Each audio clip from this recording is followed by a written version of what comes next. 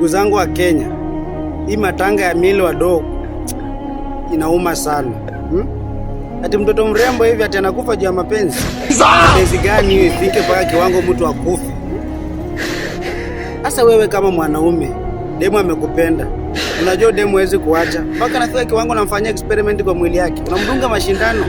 Ilikuwa ni mwili ulipewa ufanyie experiment. Mademu muamke. Hawa maboy, kuna maboy wengine wanakuanga na wewe for enjoyment. Anataka atimize lengo lake. Huyu demu sasa ndio huyo anaenda kumzika leo hii wanamzika.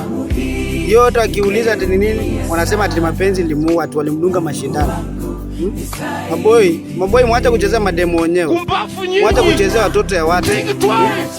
Sasa hiyo akiuliza udemu ati anaziwa kwa sababu gani, ama akiuliza familia yake, mmoja kitu inauma sana. Wewe boy umeua mtoto wenyewe kwa sababu ya lengo lako binafsi. Ndio sasa Nakuru live leo wanamzika leo. Unafanya kitu inaumiza sana. Bwana mtoto wenyewe ni mrembo. Ungemwambia tu mtaki, angetoka, angekosa mtu wa furaha yake. Ndio wewe umeharibia mtu bibi. Si umeharibia mtu bibi mwenye alikuwa anangoja labda amuoe, unamharibia bibi. Wewe umemuua. Wanamuzika leo. Faida yako sasa utapata nini? Wewe ukikaa tu saa hii, ukikaa tu mwenyewe unafeel aje umeua mwenzako.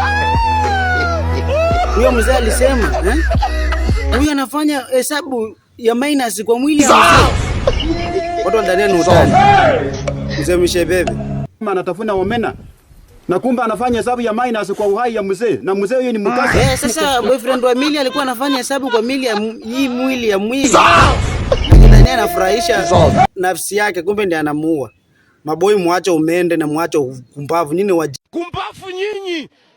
Think twice. Think